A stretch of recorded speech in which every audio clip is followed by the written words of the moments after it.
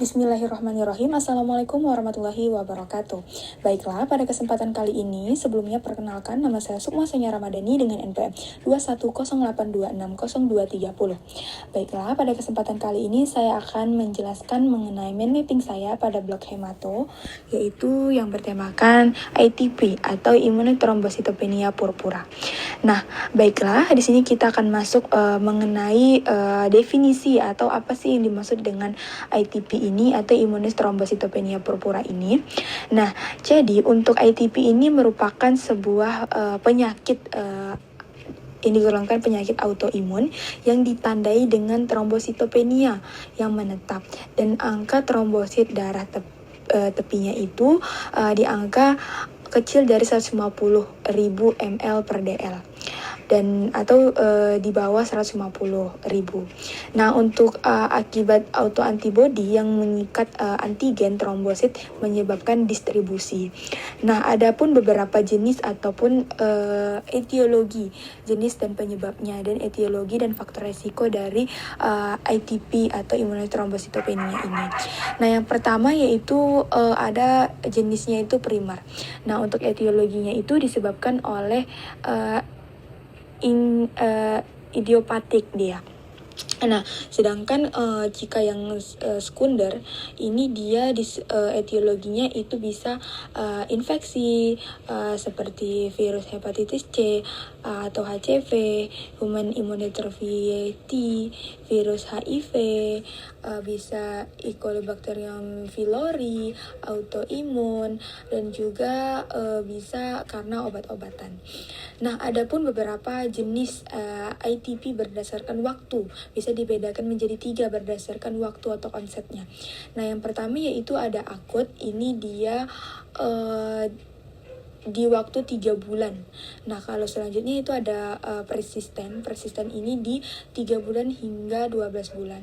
Nah, kalau yang kronik ini dia di atas 12 bulan, itu kita bisa sebut ini ITP yang kronik gitu. Nah, selanjutnya untuk adapun klasifikasi ITP berdasarkan derajatnya. Berdasarkan derajat ini terbagi menjadi 2, yaitu ada yang ringan hingga berat. Nah, kalau yang ringan ini ditandai dengan adanya dia tuh hanya trombosit yang diserangnya. Dia megariositnya ini mampu mengompensasi kondisi itu dengan jalan meningkatkan produksi trombosit. Nah, selanjutnya kalau untuk yang berat, dia autoantibodinya juga menyerang megakariosit sehingga produksi trombosit juga menurun. Nah, selanjutnya saat kita temukan pasien dengan ITP ini, bagaimana sih cara mendiagnosa pasiennya?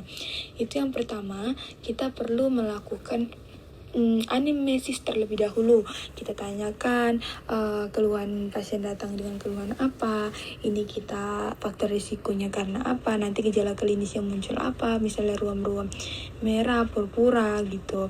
Onset kita all chat, kita tanya sudah berapa lama, kita kategorikan akut, persisten ataupun kronik gitu. Nah, selanjutnya untuk pemeriksaan selanjutnya udah anamnesis, kita lakukan pemeriksaan fisik. Pemeriksaan fisik ini kita lakukan nanti untuk tanda ITP muncul gitu. Kita lakukan pemeriksaan vital sign, head to toe, nanti ditemukan misalnya atau petiki, purpura ataupun hingga ekimosis ataupun pendarahan gitu. Nah, selanjutnya untuk pemeriksaan penunjang ini untuk darah lengkap itu nanti kita temukan trombositopenia, selanjutnya peningkatan BT, selanjutnya biosi subsum tulang belakang, nanti mekarositnya normal atau meningkat gitu ditemukan. Nah, saja pemeriksaan penunjang lainnya untuk menegakkan etiologinya itu karena apa. Nah, virus kah, bakteri kah gitu.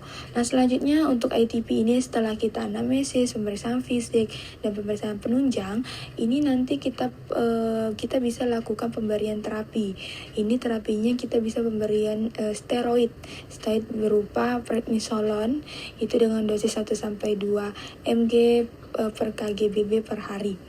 Nah, untuk kita bisa lakukan transfusi trombosit jika jumlah trombositnya itu di bawah 20.000 dengan pendarahan mukosa berulang, pendarahan retina atau berat misal atau sehingga pendarahan intrakranial. Nah, selanjutnya untuk terapi pada kasus ITP anak dan dewasa ini dia yang kita bisa berikan